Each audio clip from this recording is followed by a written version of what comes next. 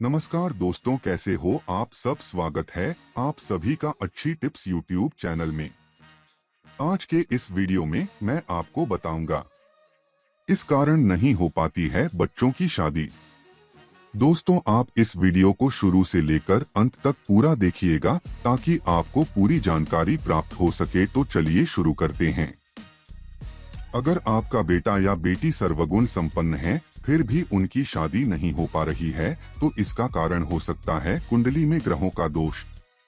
अक्सर ऐसा होता है कि हर तरह से योग्य होते हुए भी संतान की शादी नहीं हो पाती है।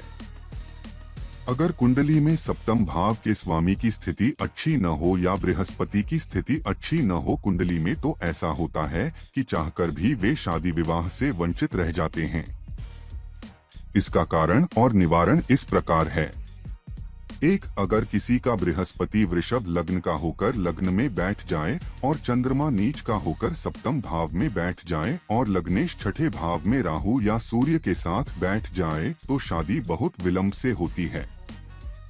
निवारण, ऐसे जातक को लग्नेश का रत्न धारण करना चाहिए और सप्तमेश के देवता की पूजा करनी चाहिए, या ऐसे जातक सदैव मां दुर्गा की पूजा स्तुति करें और अपने माता की सेवा करें और उनका कहा माने। 2, अगर किसी भी जातक की कुंडली में सप्तम भाव के स्वामी अपने भाव से अष्टम बैठ जाएं या राहु और सूर्य की स्थिति सप्तम भाव में हो तो शादी में बहुत अड़चन आती है। निवारण, इस स्थिति में भगवान सूर्य की पूजा और आदित्य हृदय स्तोत्र का पाठ करना चाहिए और नित्य मस्तक पर लाल तिलक धारण करना चाहिए।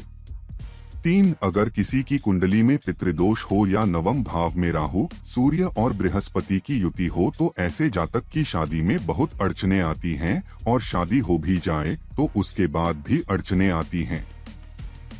निवारण, ऐसे जातक को हमेशा भगवान शिव पर दूध से अभिषेक करना चाहिए और गुरु मंत्र लेकर उस मंत्र का जाप अवश्य करें। 4, कुंडली में अगर शुक्र मीन राशि के होकर बुध के साथ सप्तम भाव में बैठे हों और अष्टम भाव में शनि हो तो ऐसे जातक की शादी हमेशा टूटती रहती है और कई बार देखा गया है कि ऐसा जातक कुंवारा भी रह जाता है। निवारण, ऐसे जातक को हमेशा भगवान गणपति की स्तुति कर हीरा और पन्ना धारण करना चाहिए और वे हमेशा स्त्रियों के प्रति आदर भाव की भावना रखें। 5, कुंडली में राहु बृहस्पति और शनि का योग लग्न में हो जाए तो शादी में बहुत विलंब होता है और बहुत अड़चन भी आती हैं। निवारण, ऐसे जातक को हमेशा अपने माँ बाप की मर्जी से शादी करनी चाहिए और भगवान विष्णु की पूजा और विष्णु सहस्रनाम का पाठ करने से लाभ मिलता है और हल्दी का तिलक करना इनके लिए शुभकारी होता है।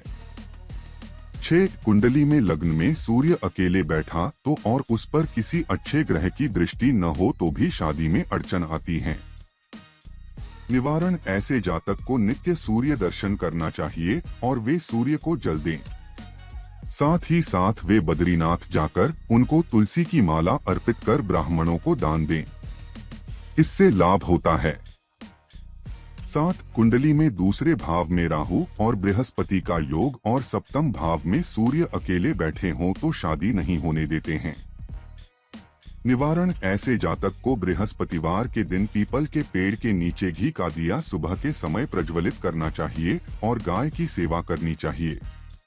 इनके अतिरिक्त जिनकी कुंडली नहीं है या नहीं मालूम है, ऐसे लोगों को शादी विवाह में अड़चन आ रही हो तो एक सामान्य उपाय अवश्य करें। निवारण, हमेशा आप भगवान शिव पर गंगा जल, दूध, घी, शहद और केसर की दाल और बेलपत्र चढ़ाएं और अपने घर में किसी भी योग्य विद्वान से मिलकर भोजपत्र पर कात्यायनी यंत्र बनवाकर अपने घर में रखें और नित्य उसकी पूजा कर माथे पर केसर और हल्दी का तिलक लगाएं। शादी से संबंधित समस्या समाप्त होगी। ऐसे जातकों को नित्य अपने घर में घी का दिया प्रज्वलित करना चाहिए और अगर कुंडली है तो योग्य ज्योतिषी को कुंडली दिखाकर उचित उपाय करवाया जा सकता है। तो दोस्तों, आज के लिए बस इतना ही। अगर आपको जानकारी पसंद आई है तो वीडियो को छोटा सा लाइक करें और चैनल को सब्सक्राइब करके घंटी का बटन जरूर दबा लें। धन्यवाद।